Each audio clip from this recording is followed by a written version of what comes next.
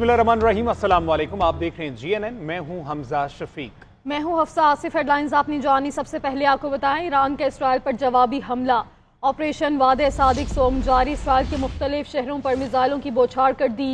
Israeli जौहरी तहकीकी मरकज और air bases को निशाना बनाया गया। ईरानी मीडिया का इसराइल का तीसरा F-35 तैयारा मार गिराने का दावा। खातून समेत 2 पायलट जेर हिरासत। 5 मरहलों में किए गए हमलों के पहले 3 स्पेल्स में कम अज कम 200 मिसाइल फायर किए गए। 4 इसराइली हलाक, 63 जख्मी हुए। तल अवीव और यरूशलेम समेत दर्जनों शहरों पर मिसाइल फायर। 9 इमारतें मुकम्मल तबाह, सैकड़ों इमारतों को नुकसान पहुंचा। हर तरफ आग के शोले, आसमान पर धुएं के बादल छा गए। इसराइली वजारत दिफा के करीब इमारत आग की लपेट में आ गई। इसराइली मीडिया के मुताबिक ईरानी हमलों में इसराइल में 3 अफराद हलाक और 91 जख्मी हुए। उधर इसराइल में तैनात अमरीकी सफीर ने जंग के बाद असल सूरत हाल बता दी। तो ईरान का इसराइल पर मजीद बड़े पैमाने पर हमले करने का ऐलान। अमरीका, बरतानिया और फ्रांस को बाज़ाब्ता तौर पर आगाह कर दिया गया। ईरान का इसराइल का दिफा करने वाले मुल्क को भी निशाना बनाने का ऐलान। अमरीका, बरतानिया और फ्रांस को वार्निंग। ईरानी हुकाम ने कहा, इसराइल पर ईरानी हमले रोकने की कोशिश की तो खित्ते में इनके फौजी अड्डों को निशाना बनाया जाएगा।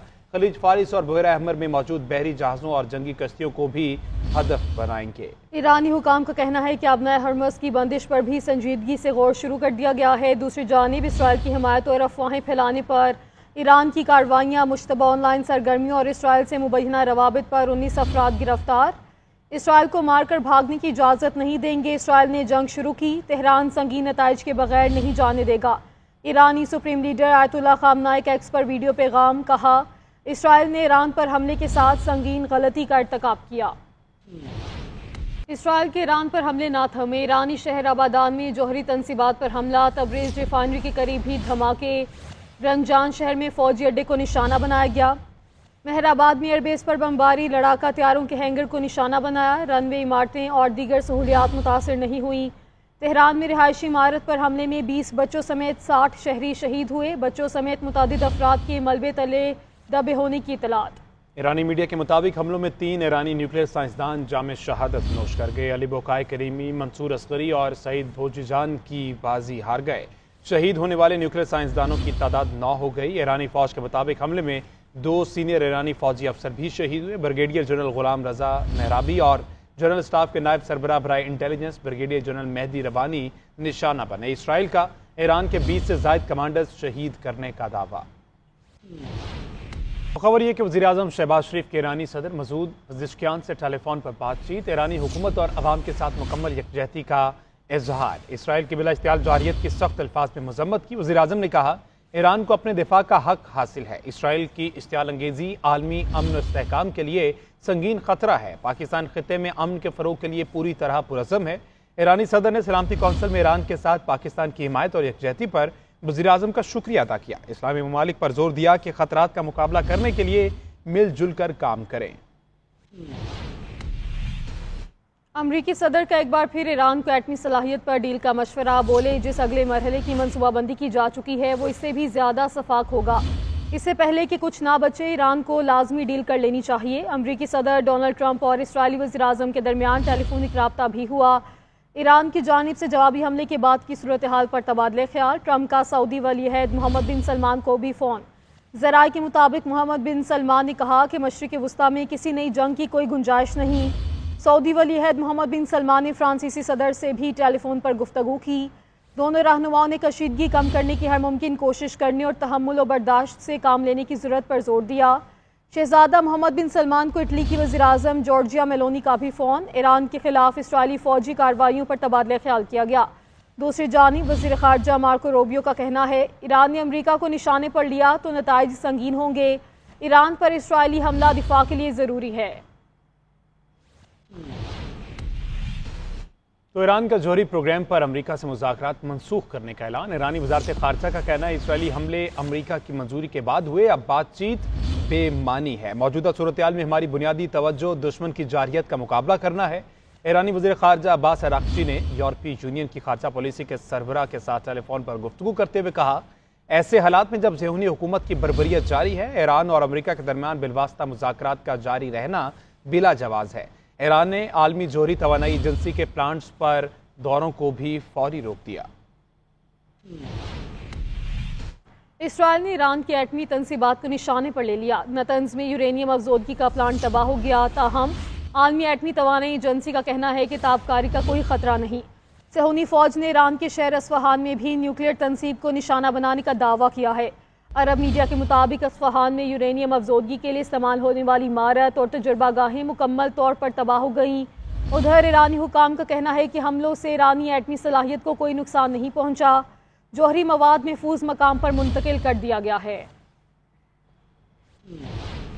چینی صدر نے اسرائیل کو ایران پر فوری حملے بند کرنے کا کہہ دیا۔ ایرانی میڈیا کے مطابق شی جن پنگ نے کہا کہ اسرائیل کے ایران پر حملوں کو بند ہونا چاہیے۔ شنگھائی تعاون تنظیم کی اسرائیل کے ایران پر حملے کی مذمت۔ بیان میں کہا اسرائیل نے حملوں میں ایران کی سویلین آبادی اور جوہری تنصیبات کو نشانہ بنایا ہے۔ عالمی امن اور استحکام پر سنگین اثرات مرتب ہوئے۔ اقوام متحدہ میں چینی مندوب کی اسرائیلی حملوں کی مذمت۔ کہا اسرائیل فوری طور پر ایران کے خلاف کارروائیاں بند کرے۔ ادھر اقوام متحدہ کے سیکرٹری جنرل کا بھی ایران اور اسرائیل میں کشیدگی میں کمی پر زور۔ انتونی گوتریس کا کہنا ہے امن اور سفارتکاری کا بول بالا ہونا چاہیے۔ اسلامی تعاون تنظیم نے اسرائیل کے حملے کی مذمت کرتے ہوئے کہا اسرائیلی حملہ ایران کی خود مختاری اور بین الاقوامی قانون کی خلاف ورزی ہے۔ عالمی برادری جارحیت کے خاتمے کے لیے اقدامات کرے۔ تو بھارت کی دوگلی سفارتکاری۔ بھارت نے شنگھائی تعاون تنظیم میں ایران کا ساتھ دینے سے انکار کر دیا۔ بھارت کے خلاف ایس سی او کے تمام رکن ممالک کی اسرائیل جارحیت کی مذمت۔ شنگھائی تعاون تنظیم کے اراکین نے اسرائیلی حملوں کو اقوام متحدہ کے چارٹر کی خلاف ورزی قرار دے دیا۔ بھارت نے دوغلا پن دکھاتے ہوئے الگ سے اعلامیہ جاری کر دیا۔ تجزیہ کاروں کے مطابق بھارت نے ایس سی او کی یکجہتی کو توڑتے ہوئے الگ سے منافقانہ بیان جاری کیا۔ بھارت ایس سی او کے اصول نہیں مانتا تو اس کو فوراً چھوڑ دینا چاہیے۔ مسلم امہ متحد نہ ہوئی تو سب کی باری آئے گی۔ صہیونیت پوری اسلامی دنیا کی دشمن ہے، اسرائیل کے ہاتھ خون سے رنگے ہیں۔ وزیر دفاع خواجہ آصف کا مسلم ممالک کو اسرائیل سے تعلق منقطع کرنے کا مشورہ۔ کہا OIC کا اجلاس بلایا جائے، تمام مسلم ممالک متحد ہو کر اسرائیل کا مقابلہ کریں۔ مغربی دنیا کی غیر مسلم عوام اسرائیل کے لیے ان کے خلاف احتجاج کر رہی ہے۔ غیر مسلموں کے ضمیر جاگ رہے ہیں لیکن مسلمانوں کے نہیں۔ کہاں پہ ہم فالٹر کرتے ہیں اور ہمارے ایشوز بنائیں، ضرور بنائیں، لیکن ساری سیاست کا محور ایک شخص بنا دینا، میں سمجھتا ہوں کہ جس سے یہ حب الوطنی نہیں۔ یہاں سے کہا گیا کہ ہمارے پاس تو جہاز اڑانے کے لیے تیل بھی نہیں۔ یہاں سے کہا گیا کہ ہم نے تو سارا بارود اور گولے شولے جو ہے وہ یوکرین کو بھیج دیے ہوئے ہیں۔ یہ آن ریکارڈ ہے۔ وہ کون جہاز تھے، ان میں کون سا تیل تھا جنہوں نے ان کو ریفل کو گرایا، ان کے مگ کو گرایا، 6 جہاز گرائے، ان میں تیل تھا یا پانی تھا، کیا تھا؟ پوچھا تو جاتا ہے ان سے۔ بلوچستان ٹارگٹ بنا ہوا ہے۔ یہ سارے چاہے وہ ٹی ٹی پی ہے یا بی ایل اے ہے، یہ سارے کے سارے جو ہے یہ ہندو کے ایجنٹ ہیں۔ میں ہندو لفظ میں نے غلط استعمال کیا، بھارت کے۔ یہ ان کی جنگ لڑ رہے ہیں ہماری سرزمین کے اوپر، اور کوئی شخص جو ہے ایک رتی پر بھی ان کے ساتھ جو ہے وہ ہمدردی رکھتا ہے تو وہ پاکستانی نہیں ہے، وہ پاکستان کا دشمن۔ جمعیت علماء اسلام کے سربراہ مولانا فضل الرحمان کی سینیٹر فیصل پاٹر سے ملاقات کے بعد میڈیا سے گفتگو۔ بولے جمعیت علماء اسلام کے بغیر یا تو حکومتیں بنتی نہیں یا چلتی نہیں، ہم نے عوام کے حقوق کی جنگ لڑنی ہے۔ فیصل پاٹر کا کہنا تھا مولانا صاحب سب کے گرو اور استاد ہیں۔ خیبر پختونخوا سے کچھ لوگ ٹیکسوں کے پیسے سے گولی مارنے آ رہے ہیں، ہم انہیں مولانا سے مشورے کے بعد جواب دیں گے۔ طرف سے ہے کہ JUI کے بغیر یا حکومتیں بنتی نہیں ہیں یا پھر حکومتیں چلتی نہیں ہیں۔ جب ہم سیاست کرتے ہیں تو اقتدار ضرور ہدف ہوتا ہے، اور ایک چینج ایسی صورتحال میں ضرور آ سکتی ہے کہ اقتدار کو ذات کے لیے کون استعمال کرتا ہے اور ملک کو، وطن اور قوم کے لیے کون استعمال کرتا ہے۔ مولانا صاحب جو ہم سب کے گرو ہیں، سب کے گرو ہیں، سب کے استاد ہیں، سب کے بڑے ہیں۔ KPK سے بھی ہمارے کچھ دوست مولانا صاحب گولی مارنے آ رہے ہیں ٹیکس کے پیسوں سے، تو مولانا صاحب کا جیسا حکم ہوگا کہ ہم نے پیار سے جواب دینا ہے، غلیل سے دینا ہے، بندوق سے دینا ہے، گولی سے دینا ہے یا راڈ سے دینا ہے، تو ہم ان کی طرف دیکھیں گے۔ چیئرمین پیپلز پارٹی بلال بھٹو نے کہا کہ مسئلہ کشمیر اور دہشت گردی کا کوئی فوجی حل نہیں، تسویہ طلب مسائل کا حل مذاکرات اور سفارتکاری سے ہی ممکن ہے۔ پاکستان نے امن کے لیے پہلگام واقعے پر شفاف تحقیقات کی پیشکش کی۔ بھارت مذاکرات اور تحقیقات سے انکاری ہے۔ ایٹمی طاقتیں ہونے کے باوجود پاک بھارت کشیدگی تیزی سے بڑھی۔ بھارت پانی کو ہتھیار کے طور پر استعمال کر رہا ہے۔ پانی بند کرنے کی دھمکی اشتعال دلانے کی کوشش ہے۔ جنگ بندی تو ہو گئی مگر امن ابھی تک حاصل نہیں ہوا۔ امریکہ تصفیہ کرانے میں براہ راست شامل رہا۔ تمام عالمی برادری جنگ بندی کے لیے مددگار رہی۔ یورپی یونین خطے میں امن کے لیے کردار ادا کرے۔ تو خیبر پختونخوا میں صحت اور تعلیم کے شعبے کا برا حال ہے۔ خیبر پختونخوا میں 55 لاکھ بچے اسکولوں سے باہر ہیں۔ بانی پی ٹی آئی نے اوورسیز پاکستانیوں کو تفصیلات زر بھجوانے سے روکنے کی کوشش کی۔ وفاقی وزیر اطلاعات عطاءاللہ تارڑ کا قومی اسمبلی میں اظہار خیال، کہتے ہیں وفاقی بجٹ میں تنخواہ دار طبقے کو بھرپور ریلیف دیا گیا ہے۔ کے پی گورنمنٹ نے کل بجٹ پیش کیا، مجھے یہ بتائیے آپ کی اب وہاں پہ حکومت کو 11.25 سال ہو گئے ہیں، آج تک کے پی کا لٹریسی ریٹ کیوں نہیں بڑھ سکا؟ 51% لٹریسی ریٹ ہے، پنجاب سے بھی کم ہے، سندھ سے بھی کم ہے، اور باتیں آپ ہمیں کرتے ہیں۔ کیا کوئی یہ بتا سکتا ہے کہ کل کے پی کے بجٹ کے اندر کون سا ایسا انقلابی قدم اٹھایا گیا ہے جس سے آپ لوگوں کے حلقوں کے اندر ایک ریولوشن آ جائے گا؟ ہم تو چاہتے ہیں کہ کے پی بھی ہمارے دل کے اتنا قریب ہے جتنا پنجاب ہے۔ آپ لوگوں نے صرف ٹائم ضائع کیا ہے کے پی کے عوام کا، ابھی تک کوئی انقلابی قدم نہیں اٹھا سکے، ہیلتھ میں، ایجوکیشن میں، لا اینڈ آرڈر میں ابھی تک پشاور سیف سٹی کمپلیٹ نہیں ہو سکا۔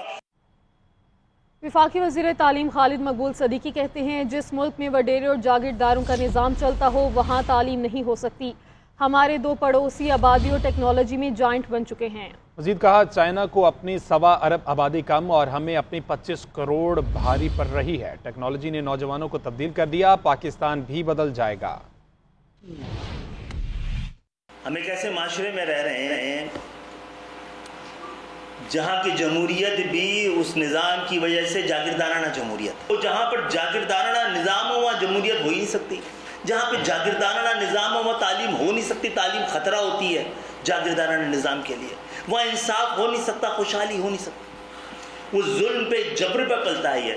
چائنا کی 1.25 ارب کی آبادی کم پڑ رہی ہے، ہم اپنی 25 کروڑ کی آبادی کو بوجھ سمجھ رہے ہیں۔ ہمارے پڑوس میں 2 جو آبادی کے جائنٹس تھے وہ ٹیکنالوجی کے جائنٹس ہیں۔ یہ تو ثابت ہو گیا کہ آبادی لائبلٹی نہیں ہوتی، اس کو ایسٹ بنایا جا سکتا ہے۔ سب سے بڑی آبادی اگر پاکستان کے نوجوانوں کی رکھ لی جائے جو جرمنی سے اور برطانیہ کو ملا کے بھی اس سے بڑی آبادی ہے، ان کو ہم نے تبدیل کر دیا تو پاکستان تبدیل ہو جائے گا۔ تو اہم خبر ہے، وزیر اعظم شہباز شریف اور ترک صدر رجب طیب اردوان کے درمیان ٹیلی فونک رابطہ ہوا ہے۔ دونوں رہنماؤں نے اسرائیل ایران تنازع، علاقائی اور عالمی امور پر تبادلہ خیال کیا ہے۔ فلسطین میں غازوانہ قبضے اور نسل کشی پر خاموشی نے ایران میں اسرائیل کے اقدامات کو تقویت دی ہے۔ ایران کے خلاف اسرائیل کی بلا اشتعال جارحیت کے بعد سنگین علاقائی صورتحال پر میرے پیارے بھائی صدر اردوان سے بات ہوئی۔ وزیر اعظم نے یہ کہا کہ ہم نے اتفاق کیا ہے کہ اسی طرح کے اقدامات بین الاقوامی قانون کی خلاف ورزی اور علاقائی امن کے لیے خطرہ ہیں۔